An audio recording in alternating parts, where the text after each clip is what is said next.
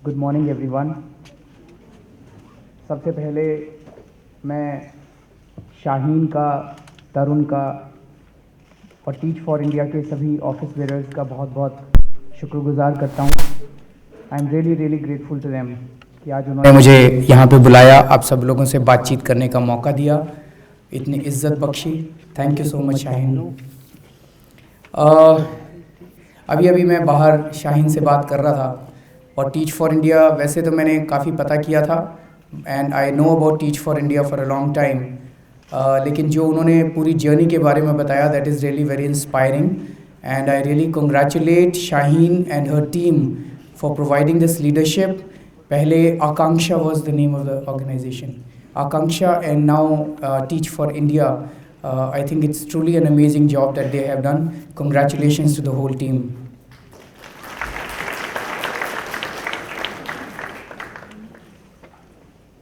ऐसा क्यों होता है कि एजुकेशन हमारी पॉलिटिकल पार्टीज़, हमारी गवर्नेंस के अंदर it is very low on the priority? पिछले एक साल में आपने पहले दिल्ली इलेक्शंस को विटनेस किया, फिर लोकसभा इलेक्शंस आए और अब फिर दूसरे कई स्टेट्स के इलेक्शंस हो रहे हैं। आपने किसी भी पॉलिटिकल पार्टी को एजुकेशन के बारे में बात करते हुए देखा ड्यूरिंग इलेक्शन कैंपेनिंग? किसी को बात करते हुए नहीं देखा। जबकि अगर आप एक आम आदमी से पूछें, उसके लिए उसकी सबसे बड़ी प्रायोरिटी उसके बच्चों की शिक्षा है। तो जनता के लिए सबसे बड़ी प्रायोरिटी हमारे बच्चों की शिक्षा है, लेकिन पॉलिटिशियंस के लिए, पॉलिटिशियंस इसके बारे में बात ही नहीं करते हैं, एजुकेशन के बारे में बात ही नहीं करते हैं, पार्टीज इसके बारे में बात ही नहीं करती हैं। आज अगर बॉम्बे स्टॉक एक्सचेंज 400 पॉइंट से गिर जाए तो पूरे देश के अंदर हंगामा मच जाता है, सारे मीडिया वाले भी लिखते हैं, सब कुछ लिखते हैं, जैसे पता नहीं क्या भूचाल आ गया। अगर आज गवर्नेंस की हम बात करें तो फिर हमारी जीडीपी की बात की जाती है, जीडीपी ग्रोथ रेट की बात की जाती है, लेकिन शिक्षा की बात कोई नहीं करता। क्यों नहीं करता? इसके ऊपर थोड़ी सी चर्चा करनी ज़रूरी है। लेकिन पहले ये समझना चाहिए कि शिक्षा का ऑब्जेक्टिव क्या है। What is the objective of education? Gandhi ji कहा करते थे जब उन्होंने नई तालीम के बारे में बात की थी, 3 ऑब्जेक्टिव्स हैं। एक है अच्छा इंसान बनाना, दूसरा है अच्छा नागरिक बनाना, और तीसरा है बच्चों को अपना परिवार पालने के लिए, अपना पेट पालने के लिए, रोज़गार के लिए तैयार करना, so that when they grow up they are able to earn from themselves. ये 3 ऑब्जेक्टिव्स हैं और मुझे लगता है कि आज हमारा एजुकेशन सिस्टम शायद इन तीनों ऑब्जेक्टिव्स में फेल करता है। ना तो वो अच्छा नागरिक बना पा रहा है, ना वो अच्छा इंसान बना पा रहा है, और मुझे लगता है डिग्री लेने के बाद धक्के खाते हैं हम लोग नौकरी लेने के लिए, ना वो उनको रोज़गार के लिए तैयार कर पा रहा है। हमें भी अपने दिन याद हैं जब रट्टा मारा करते थे बैठ के। बेसिकली हमें किताबें दे दी जाती हैं, क्लासरूम में जाते हैं, रट्टा मार मार के पढ़ लेते हैं, फिर रट्टा मार मार के सिविल सर्विसेज के एग्ज़ाम भी क्लियर कर लिए, फिर रट्टा मार मार के तो रट्टा मार मार के पूरा सिस्टम चलता रहता है। कहते हैं हमारे देश में पॉपुलेशन बहुत ज़्यादा है, 120 करोड़ 125 करोड़ लोग हैं। मैं मानता हूँ पॉपुलेशन ज़्यादा है। जिस चीज़ को आज हम लायबिलिटी मान रहे हैं पूरी दुनिया, उसी चीज़ के लिए आज हमारे देश में ये सारी MNCs, मल्टीनेशनल कंपनीज़ हमारे देश में क्यों आती हैं? Because we are a great market. हमारे देश में बहुत बड़ी मार्केट है। And what is the market? It's this 120 crore people. हमारे देश में ये लोग हैं। अगर इन 120 करोड़ लोगों को इनकी क्वालिटी अच्छी कर दी जाए, and what you mean by quality? Education and health. और अगर हमारे देश के सारे लोग अच्छे पढ़ लिख जाएं, अगर हमारे देश के लोग हेल्दी हो जाएं, स्वस्थ हो जाएं, तो जिसको हम ये लायबिलिटी मानते हैं, this can actually turn into a huge asset, और हमारा देश इतनी प्रगति कर सकता है कि पूरी दुनिया को पीछे छोड़ सकता है। ये 120 करोड़ लोग इतनी, अगर हम इनको शिक्षा दे दें, अच्छी शिक्षा दे दें, क्वालिटी एजुकेशन दे दें, एक्सेलेंट एजुकेशन दे दें, तो हमारा देश बहुत प्रगति कर सकता है। मैं 2 बातें दिल्ली के एजुकेशन सिस्टम के बारे में करना चाहूँगा, and I assume that most of the rest of the country also has similar education system. Delhi में 2 तरह के स्कूल हैं, सरकारी स्कूल और प्राइवेट स्कूल। गरीब का बच्चा सरकारी स्कूलों में जाता है। सरकारी स्कूलों में पढ़ाई बहुत ख़राब है, और वहाँ पे आप लोग टीच फॉर इंडिया के फेलोज़ जाते हैं, उनको पढ़ा रहे हैं, उनको इम्प्रूव करने की कोशिश कर रहे हैं। और दूसरा है, थोड़ा सा भी अगर पैसा किसी के पास आ जाए तो सबसे पहले अपने बच्चे को प्राइवेट स्कूल में भेजने की कोशिश करता है। आज प्राइवेट स्कूल्स की भी अकाउंटेबिलिटी नहीं है, बिकॉज जिस किस्म का डोनेशन का सिस्टम है, जिस किस्म का फीस का स्ट्रक्चर है, और सरकारी स्कूलों में तो पढ़ाई का बुरा हाल है। तो एक तरह से ये हो गया कि अगर आपके पास पैसा है तो आप पढ़ा सकते हैं, अगर आपके पास पैसा नहीं है तो you are actually dependent on the charity of a few large hearted individuals. अगर कोई कहीं पे टीच फॉर इंडिया के फेलोज़ आ गए तो अच्छी एजुकेशन मिल जाएगी, और अगर किसी स्कूल की किस्मत अच्छी नहीं है कि वहाँ पे टीच फॉर इंडिया के फेलोज़ पहुँच सकें तो वहाँ तो बहुत ख़राब एजुकेशन है। So education can not be a matter of charity, education has to be a matter of right. हमें ऐसा सिस्टम क्रिएट करना पड़ेगा कि अगर दिल्ली के अंदर कोई बच्चा पैदा हो या देश के अंदर कोई बच्चा पैदा हो, क्वालिटी एजुकेशन उसका हक होना चाहिए, उसे दया में नहीं मिलनी चाहिए क्वालिटी एजुकेशन। क्वालिटी एजुकेशन उसका हक होना चाहिए, और क्वालिटी एजुकेशन प्रोवाइड करना किसी भी सरकार का परम कर्तव्य होना चाहिए। It should be the bounden duty of the elected government to provide quality education to the kids. आज सरकारी स्कूलों की हालत इतनी ख़राब क्यों है? मेरे माता पिता, उनकी जनरेशन तक सारे बच्चे, लगभग 90% बच्चे सरकारी स्कूलों में पढ़ा करते थे। मेरे पिताजी इंजीनियर हैं, सरकारी स्कूल में पढ़ के इंजीनियर बने हैं। उन दिनों में सरकारी स्कूल के बच्चे निकलने के बाद इंजीनियर बनते थे, डॉक्टर बनते थे, एडवोकेट बनते थे, अच्छी आईएएस बनते थे। आईएएस पिछली जनरेशन के सारे आईएएस ले लीजिए आप, आज मेरे ख्याल से जितने सेक्रेटरी लेवल पे हैं सारे सरकारी स्कूलों में पढ़े हुए मिलेंगे आपको। There will be very few people who are from private. उस टाइम सरकारी स्कूल इतने अच्छे होते थे। आज सरकारी स्कूलों की हालत इतनी ख़राब क्यों हो गई है? धीरे धीरे वेस्टेड इंटरेस्ट हैव क्रेप्ट इन।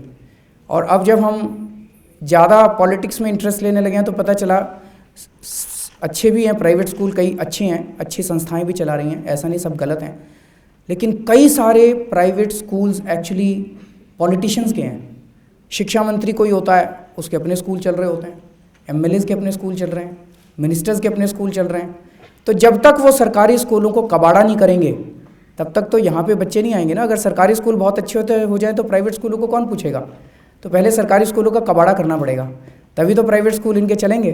तो इसीलिए ये वेस्टेड इंटरेस्ट जो क्रिएट हो गए एजुकेशन सिस्टम के अंदर, and you will be surprise to know, अभी आने के पहले मैं गूगल सर्च किया, 48,500 crore rupees of black money is given as donations in black in the private schools. That is the level of vested interest that is involved. 48,500 crore रुपए black के donations के अंदर प्राइवेट स्कूल्स में पूरे देश भर में दिए जाते हैं। तो ऑब्वियसली उनका इंटरेस्ट है कि सरकारी स्कूल काम नहीं करने चाहिए। हमने बैठ के दिल्ली के लिए एक खाका तैयार किया है, मैं आप लोगों से कुछ शेयर करना चाहता हूँ। Let me admit at the outset, आप लोगों का ज़मीन का एक्सपीरियंस है, ग्राउंड का एक्सपीरियंस, आप बच्चों के बीच में रह के काम कर रहे हैं आप सारे फेलोज़। हमारा एक्सपीरियंस बहुत ज़्यादा नहीं है। मैं एक बहुत मोटी आउटलाइन आपके सामने रखने की कोशिश करूँगा। If there is a flaw in that, please feel free subsequently later on to get back to us. But I would encourage you today, the reason why I came here was, there was a selfish reason. I want to invite all of you to participate in what we are doing today. हम लोगों के लिए आम Aadmi party में education, single most, education and health, चूँकि यहाँ पे health का इशू नहीं है उसके बारे में बात नहीं करूँगा, education and health are two most important issues for us at Aam Aadmi party. तो इसीलिए मैं यहाँ पे इसलिए आया कि आप लोगों के एक्सपीरियंस को हम लोग यूटिलाइज़ कर सकें। आप लोगों ने इतना काम किया है, तो मैं 2-4 बातें बताना चाहता हूँ कि हम क्या सोच रहे हैं। हम ये सोच रहे हैं कि 5 साल के अंदर, मान लीजिए आम आदमी पार्टी की सरकार बनती है, 5 साल के अंदर हम दिल्ली के अंदर सरकारी स्कूलों में whatever it takes, and money should not be a problem। मैंने एक चीज़ सीखी सरकार में 49 दिन के अंदर, कि सरकार में पैसे की कमी नहीं है, पैसा बहुत है, नीयत की कमी है। अगर अच्छी नीयत वाले लोग आ जाए ना सरकार में तो बहुत कुछ कर सकते हैं। तो पैसा इसमें आड़े नहीं आएगा। हम लोग सब लोग मिलके, हम सब लोग 5 साल के अंदर सरकारी स्कूलों को इतना बेहतर कर दें कि सरकारी स्कूलों के अंदर प्राइवेट स्कूलों से भी ज़्यादा बेहतर शिक्षा का स्तर, the quality of education is much better than the private schools also in government schools. क्या हम ऐसा कर सकते हैं? ये एक हमारा सपना है। दूसरा, 5 साल में हम ऐसी व्यवस्था कर दें कि मंत्री, ऑफिसर्स, अमीर लोग अपने बच्चों को एक्चुअली गवर्नमेंट स्कूल्स में पढ़ाने में गर्व महसूस करें। Voluntarily they shift their kids from private schools to government schools. ऐसी व्यवस्था अगर हम कर दें तब मुझे लगता है कि अमीर और गरीब लोग एक साथ, हम प्राइवेट स्कूल को बंद नहीं करना चाहते। We want to improve the quality of government schools to such an extent कि लोग वॉलंटरली अपने बच्चों को सरकारी स्कूलों में पढ़ाना शुरू करें। इसके लिए कई सारी चीज़ों की ज़रूरत है, पर जो सिंगल मोस्ट चीज़ की ज़रूरत है वो है इन्वेस्टमेंट इन टीचर्स। टीचर्स को आज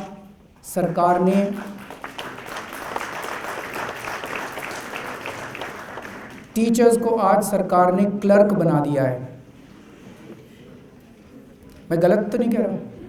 टीचर्स को क्लर्क बना दिया। सवेरे जाते ही वो फाइलें, कोई एजुकेशन डिपार्टमेंट ने रिपोर्ट मांगी है, वो रिपोर्ट तैयार करने बैठते हैं। फिर इलेक्शन कमीशन ने बीएलओ की ड्यूटी लगा दी है, फिर वो इलेक्शन कमीशन में भागते हैं, चुनाव कराते हैं।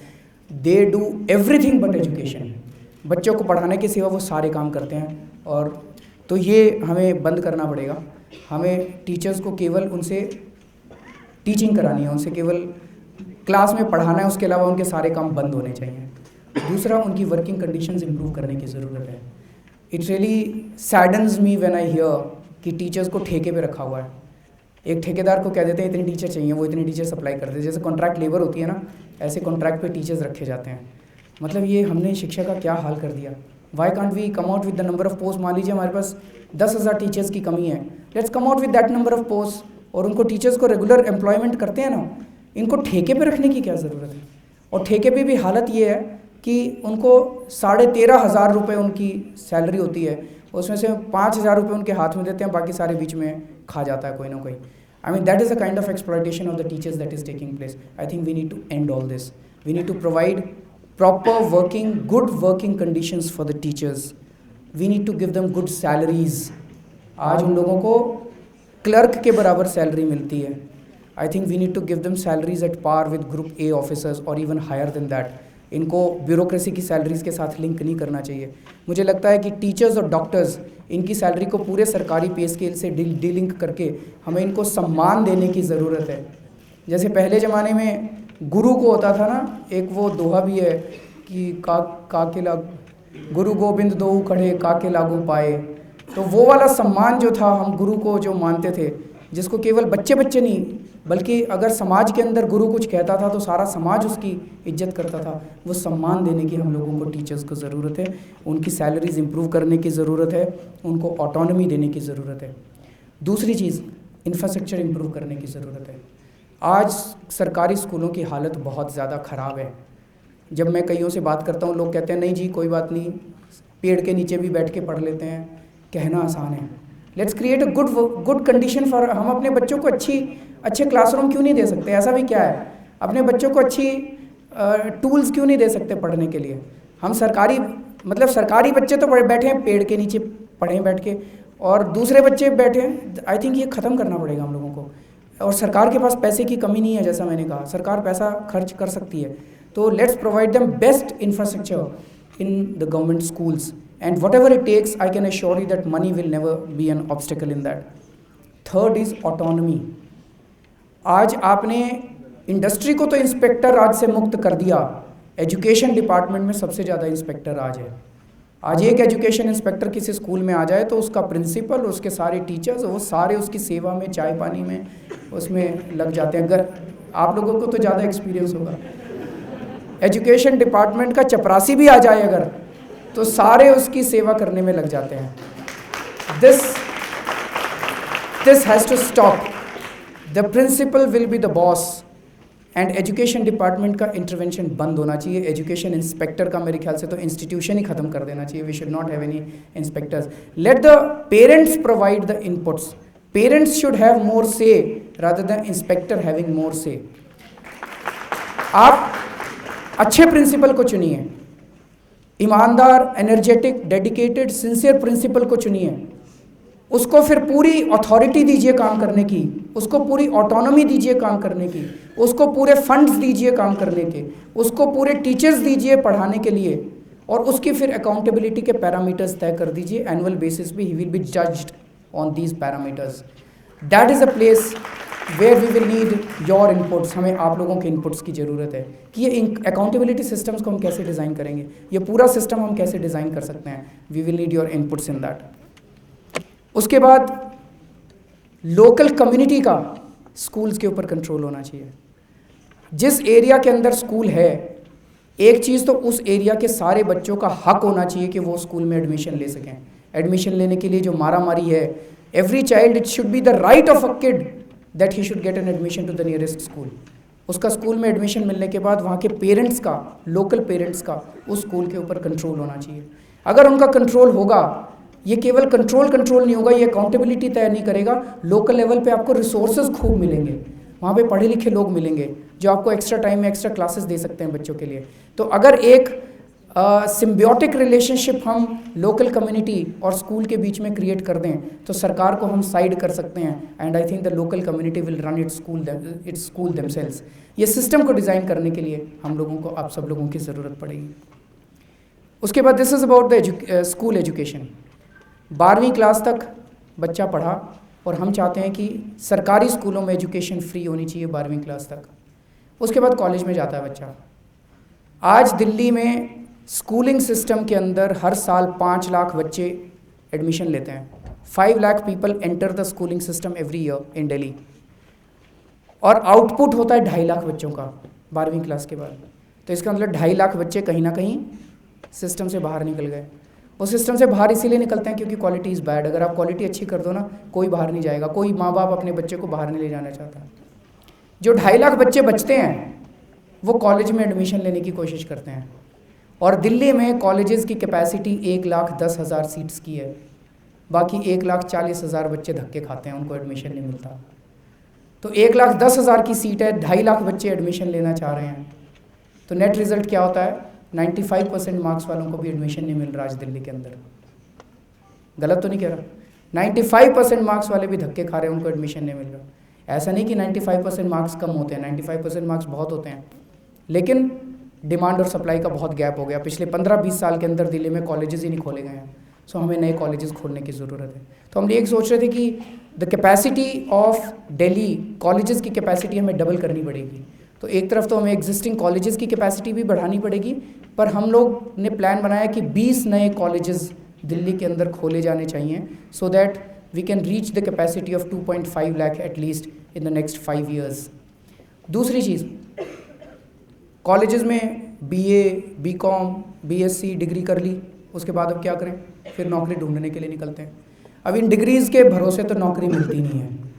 ये डिग्री, बुरा मत मानिएगा, पर बहुत ज़्यादा यूज़फुल नहीं है किसी भी काम के लिए. तो उसके बाद हमने ये सोचा है कि जो BA, BSc करना चाहे करें, लेकिन इन 20 नए कॉलेजेस के अंदर we want to provide them, we want to teach them how to do business. हम लोगों को सिखाना चाहते हैं. मुझे लगता है इंडियंस आर बॉर्न एंटरप्रेन्योर्स. हमारे खून के अंदर है धंधा करना, बिजनेस करना. हमारे भारत के लोगों के खून के अंदर है. इनको कहीं बिठा दो, कुछ ना कुछ बेचना चालू कर देंगे हम लोग. तो रिक्शा वाला भी एंटरप्रेन्योर है, मतलब एक हॉकर भी एंटरप्रेन्योर है. हर आदमी entrepreneur. It's just that we need to provide them good working conditions. तो if we start teaching them entrepreneurship in these colleges और we give them vocational training, तो ये जो बाहर निकलेंगे ना बच्चे, they will not be job seekers, they will be job givers. And that is what we want from our kids. कि इन कॉलेजेस में से बच्चे बाहर, we want to create incubation centres in these colleges. Incubation centres में the college will provide them space, the college will give them free electricity, water, internet facilities etcetera. And for 2 years they will give them these facilities. If you have an idea as a kid and you're passing out from that college, तो वो आपको वो जगह देंगे, वहाँ पे आप अपना आइडिया इम्प्लीमेंट करने की कोशिश करो. 2 साल में अगर आपका आइडिया इम्प्लीमेंट हो जाता है, आप बाहर निकल के अपना बिजनेस शुरू कर लीजिए. और अगर फ्लॉप हो जाता है तो आप छोड़ के make way for the next batch. अगला बैच फिर वो उस स्पेस को, उस फैसिलिटीज़ को यूज़ करेगा. So we plan to create incubation centres in all these colleges. दूसरी चीज़ है, आज कॉलेजेस के अंदर भी पढ़ाई बहुत महंगी हो गई है. मेरे को याद है जब मैं IIT खड़गपुर में पढ़ता था, मेरी मंथली ट्यूशन फ़ीस 32 रुपये होती थी, 32 रुपीज़ पर मंथ. आज मेरी बेटी गई है IIT दिल्ली में इस साल, उसके हमने 50,000 रुपये जमा कराए हैं अभी 6 महीने के. तो मैंने तो करा दिए, लेकिन एक गरीब आदमी 50,000 रुपये और साल के 1 लाख रुपए नहीं दे सकता। सो हम लोगों ने एक प्लान बनाया है कई सारे फाइनेंशियल एक्सपर्ट्स के साथ बैठ के कि हम 12वीं क्लास के बाद बच्चों को अपने पैरों पे खड़ा करेंगे। उनको अपने माँ बाप से 12वीं क्लास के बाद उनको अपने माँ बाप से पैसे लेने की ज़रूरत नहीं है। We'll provide them education loan. Education loan में आज अगर आप लोन लेने के लिए बैंक से जाओ तो they ask for a guarantee, ज़मीन गिरवी रखो, घर गिरवी रखो।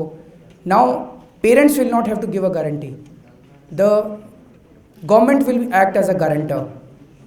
Government will give a guarantee, बच्चे को तो सीधा लोन मिल जाएगा और पास आउट करने के बाद when he gets a job he will return the loan, and if he is unable to return the loan in a specified period then the government will return the loan back to the bank and the parents will not have to bother about returning the loan.